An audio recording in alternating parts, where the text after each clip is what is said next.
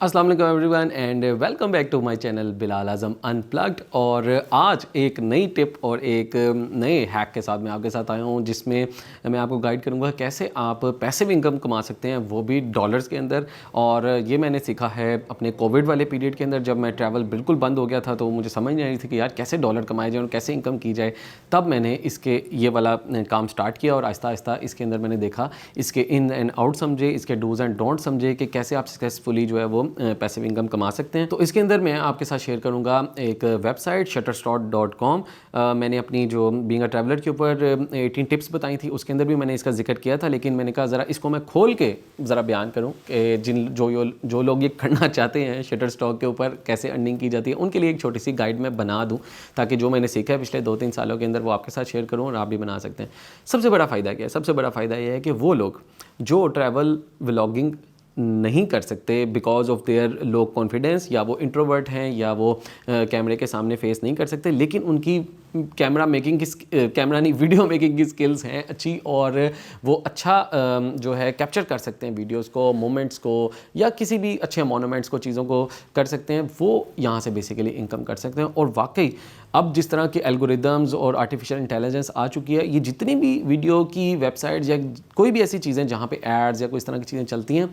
उनका एल्गोरिदम ही ऐसा होता है कि यार जितना आप उस वेबसाइट के साथ लॉयल होते हैं ना, आपकी इनकम उसी चीज़ के ऊपर ज़्यादा डिपेंड करती है। जैसे मैंने आपको पिछली वीडियो के अंदर एग्जांपल दिया कि यूट्यूब का एल्गोरिदम ऐसा ही है कि जितनी ज़्यादा वीडियोस बनाओगे यूट्यूब उतने लोगों को आपकी वीडियो दिखाएगा। आप जितनी कम वीडियो डालोगे आपको उतना कम इनकम होगी, कम व्यूज़ आएंगे तो ऑब्वियसली कम जो है वो इनकम आएगी। इसी तरह ये जो shutterstock.com है, पहले मैं इसको बता दूँ ये है क्या। शटरस्टॉक एक ऐसी वेबसाइट है जहाँ पे जितने भी कोई भी लोग हैं, वीडियोग्राफर्स हैं, वो किसी भी इलाके, किसी भी शहर, किसी भी जगह की वीडियोस बनाते हैं अपने मोबाइल से या अपने कैमरा से, DSLR कैमरा से, और अच्छी क्वालिटी की वीडियोस को अपलोड कर देते हैं शटरस्टॉक वेबसाइट पे। अब जितनी भी ऐड बनाने वाली कंपनीज़ हैं या कोई भी मेरी तरह के ब्लॉगर्स हैं बाज़ औक़ात कि जिनको फुटेज वगैरह चाहिए होती है अपनी एक किसी प्रोजेक्ट के लिए, वो इस वेबसाइट से फुटेज बाय करते हैं और अपने प्रोजेक्ट को कंप्लीट करते हैं। इसकी एग्जांपल सीधी मैं ले लेता हूँ। For example Bahria town Lahore के अंदर अगर आप जाते हैं तो वहाँ पे ड्रोन उड़ाने की इजाज़त नहीं है जब तक आप उनको पैसे ना पे करें, उनकी मैनेजमेंट से इजाज़त ना ले लें और इस तरह की चीज़ें ना करें। लेकिन फॉर एग्जांपल एक बंदा है ऐसा जिसको फ़ौरन बैरिया टाउन की मस्जिद की वीडियो दिखानी है अपने एक ऐड के अंदर, जैसे कि जैज़ का कोई ऐड बन रहा है, सुपर का कोई ऐड बन रहा है, उनको फ़ौरन चाहिए होती है कोई ना कोई ऐसी फुटेज जो उनको फ़ौरन चाहिए होती है ऐड बनाने के लिए। वो सिंपल शटरस्टॉक के ऊपर जाएंगे और अगर किसी ने बैरिया टाउन की फुटेज किसी ज़माने में लेके वहाँ पे डाली है, वो सिंपल डालेंगे वहाँ से वो पिक्चर उठाएंगे या वीडियो उठाएंगे और अपने ऐड के अंदर यूज़ कर लेंगे। फॉर एग्जांपल वो $30 की शटरस्टॉक से डाउनलोड करते हैं, $15 आपके पास चले जाएंगे और $15 शटरस्टॉक के पास चले जाएंगे, तो आपको उसकी इनकम आ जाएगी। तो इस तरह शटरस्टॉक काम करता है। मैंने, अगर आपने देखा हो कि अमेरिका और काफ़ी अभी बाल्कन सीरीज़ के अंदर, इवन ईरान के अंदर मैंने ड्रोन फुटेजेस डाली। अब इन सब मुल्कों के अंदर ड्रोन उड़ाना बैन है, लेकिन मैंने अपने व्लॉग्स के अंदर डाला और मैंने इसी तरह ही लोगों ने जो अपने ड्रोन फुटेजेस उन इलाकों की अपलोड की हुई थी वो मैंने इंटरनेशनल इन्हीं वेबसाइट्स के थ्रू परचेज़ की और मैंने अपने व्लॉग्स के अंदर इस्तेमाल किया। इसी तरह पूरी दुनिया के अंदर होता है कि जिन इलाकों की आपके पास फुटेज नहीं होती लेकिन वो आपकी स्टोरी के साथ लिंक करते हैं, आप वहाँ से फिर लेते हैं और अपनी एक कंबाइंड प्रोजेक्ट को उसके साथ बनाते हैं। तो शटरस्टॉक के अंदर फिर मैंने इसी तरह ही किया कि मेरे पास क्योंकि बहुत ज़्यादा फुटेज पड़ी होती थी ट्रैवल की, मैंने अच्छी अच्छी जगहों के ड्रोन शॉट लिए होते थे, नॉर्दर्न एरियाज़ के लिए होते थे, लाहौर के, इवन काफ़ी जगहों के। तो मैंने फिर कोविड के अंदर बिल्कुल फारिग था, ट्रैवल हो नहीं पा रहा था, मैंने फिर आहिस्ता आहिस्ता इसके ऊपर अपलोड करना शुरू किए। करना क्या, आपने छोटे से छोटे 3 से 10 सेकंड के आपने क्लिप्स अपने किसी भी जो वीडियो एडिटिंग आपका सॉफ्टवेयर है,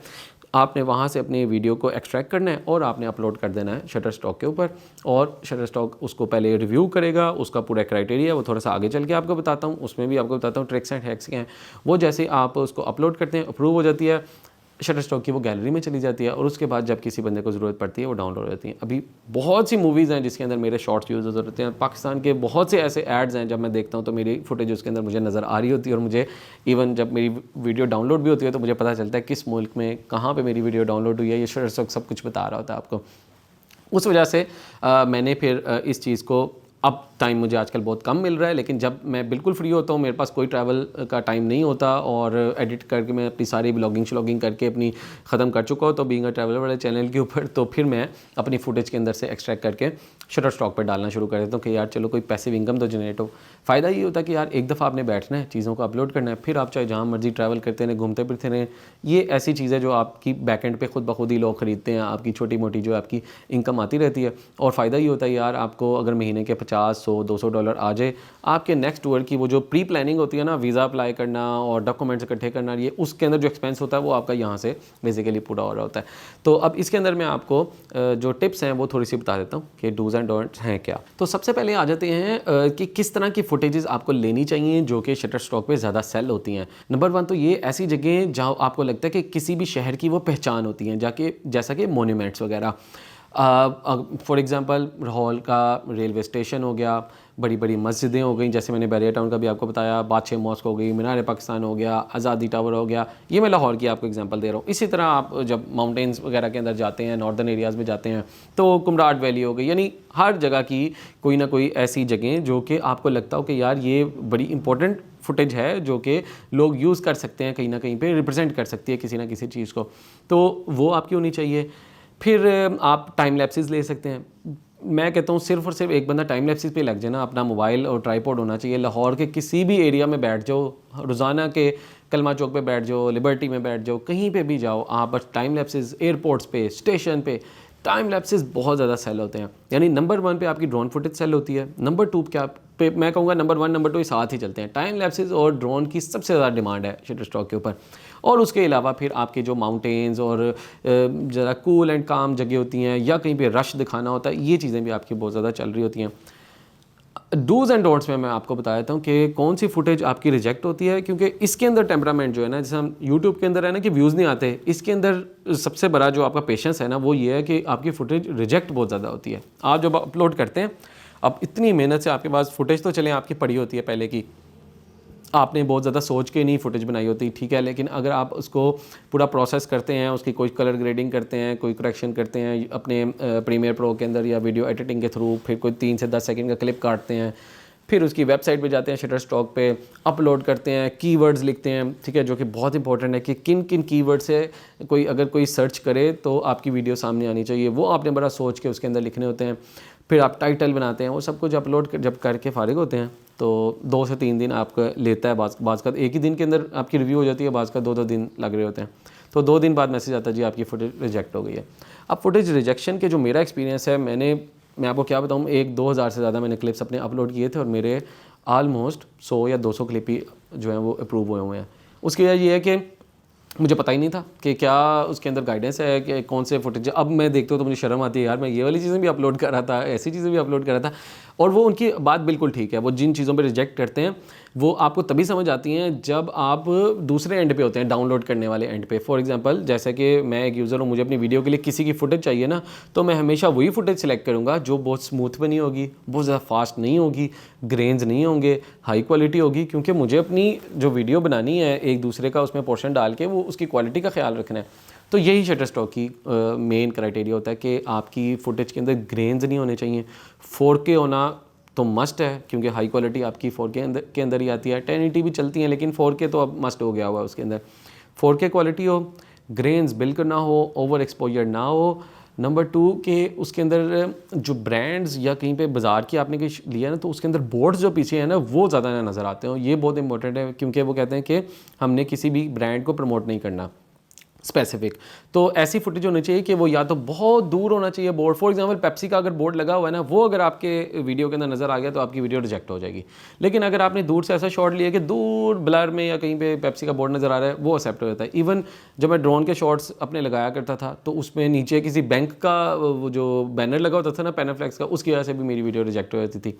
फिर ये होता है कि जो किसी क्लोज़अप किसी भी बंदे का आप अगर शॉट लगाते हैं तो उसके ऊपर भी वो रिजेक्ट कर देता है कि आपने पहले इस बंदे से इजाज़त ली है, इसका इजाज़तनामा अपलोड करें। वो एक प्रॉपर उनका एक परफॉर्मा बना हुआ है, वो आपने डाउनलोड करके हर बंदे से अपलोड करवाना है, तो ये मुमकिन नहीं है। लेकिन साथ ही उन्होंने एक कैटेगरी उसके अंदर रखी हुई है कि क्या आपने video as an editorial upload करनी है। एडिटोरियल का मतलब है कि सिर्फ न्यूज़ वगैरह रेफरेंस के लिए आप अगर इसको अपलोड करना चाहते हैं तो वो फिर मैं उसके अंदर सेलेक्ट करके, अगर बंदे वगैरह नज़र भी आ रहे हो तो आप उसमें अपलोड करते हैं तो वो अपलोड हो जाती है। तो अगली टिप ये है कि जब आपने आपकी वीडियो तैयार हो गई है, अच्छी क्वालिटी वाली आपने रेडी कर लिया, जब आप अपलोड करते हैं तो उसका टाइटल और उसके कीवर्ड्स आपने बहुत एहतियात से लिखने हैं।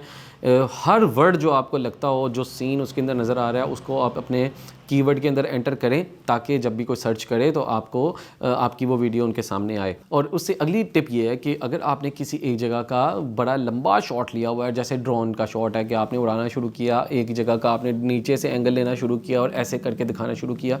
तो उस क्लिप को आप एक क्लिप की बजाय उसको 3 में ब्रेक करके अपलोड करें, एक ना करें, क्योंकि चांसेस हैं कि आपका शायद हो सकता है बाज़ का बहुत ही फजूल चीज़ों के ऊपर रिजेक्ट कर देते हैं। तो मुझे खुद पता था कि यार नहीं, इसमें कोई जो इसने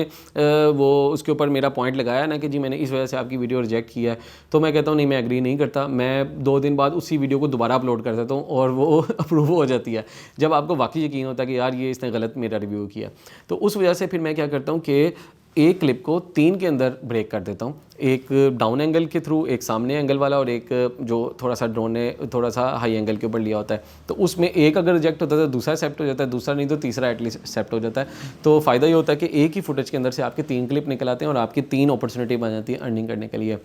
last but not the least, जैसे मैंने आपको शुरू में बताया था कि इसमें कामयाबी का तरीका वही है कि जितना आप रेगुलर अपलोड करेंगे उतनी ज़्यादा आपकी फुटेज सर्च करने के ऊपर आएगी। क्योंकि आप जाके लाहौर लिखेंगे ना तो कम अज़ कम भी कोई